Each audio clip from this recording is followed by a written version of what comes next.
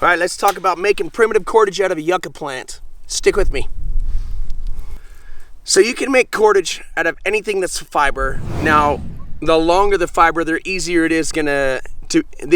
it will be to make a cordage out of that. A lot of the really short fibered stuff like hair, you need some sort of spinning device to get it to wrap to itself, or it's easier if you have one, you don't necessarily need it. But when you have long fibers like they find in the yucca plant, agave plant has it, but don't get that on your fingers. There's other plants that you'll see with this similar leaf that is basically one hard stem followed by a bunch of little fibers on the inside. They're great for making primitive cordage out of. There are some desert plants that look like this that you can take that center hard, I'm going to call it needle out of there, pull the whole stem out and use that to sew your clothing back together. So that's really kind of cool.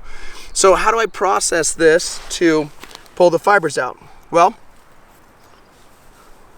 I usually like to put it on a stick, use the back of my knife or a rock, and just slide the green out of it, okay? You can see how there's a bunch of green in there. And on a side note, that green, if you put it in a handkerchief and roll it up, it's got saponin in it, and it will make soap. So that's a good way for a hygiene practice if you're doing primitive type stuff, survival stuff, whatever you've got going in the backcountry. Now notice I only took like 4 little pieces of leaf, right? I don't need a lot. Only take what you need. And what would I use this for? Well, these little chunks of these 4 leaves will be enough to make a Paiute deadfall, enough to make a Y-bone deadfall, enough to start creating. It's not enough for fishing, but it's a good start for fishing. If you have a little pile of these, you can make a thick enough rope to create a bow drill. I just think if you're needing to make a bow drill out here and it's an emergency type thing, make it out of the hem of your shirt. Otherwise, hand drill for the win, because you'll be able to, if you're not in an emergency situation and you're spending time walking, you'll eventually run into yucca stems or mullein stems, and you'll be able to combine those stems with other yucca stems that are fatter, or cotton tree root, or in some instances sagebrush. Sagebrush works great for bow drills, gives you options. Okay, so I've scraped that off, and if you notice, I don't know if we can see this up close, but those are all just a bunch of little fibers. Okay, so all I'm going to do is start separating out these fibers a couple at a time, and you're going to have a skinny side and a fat side. So when you have 2 of similar size, flip them around, skinny and fat, and now you have a uniform string that you'll start to create. And you're always going to have a little more material in the center than the outside when it comes to these yucca plants, because they're fatter in the middle than they are on the ends.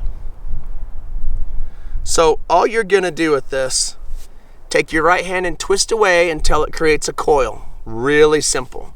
I've got my 2 pieces I put together. Take my right hand and twist away from me until it creates a coil. There's my coil.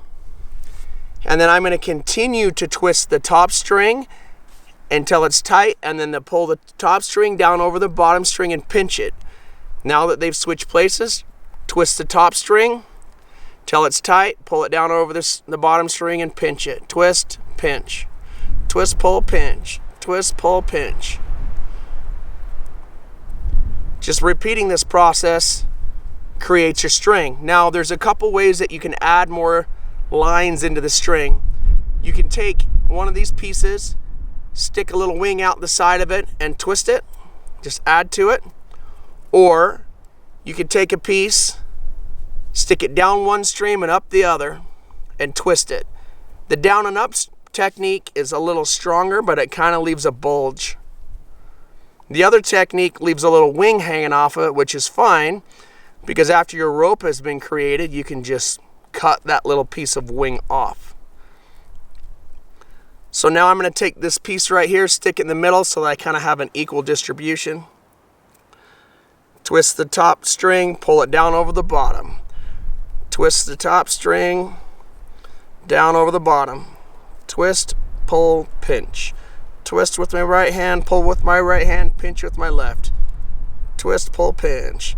Eventually, when you get good at this, you'll be able to roll it down your leg and go and make a ton of little twists all at the same time. The problem with Yucca specifically is it's kind of squarish, and I haven't processed this down fine enough to roll it down my legs, so I'm just not going to bother with it.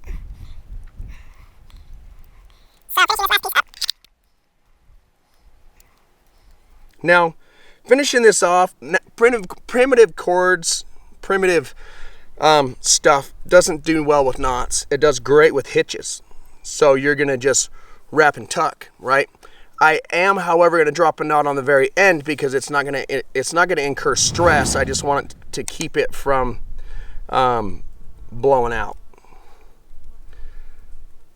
Even though I didn't make very much cordage.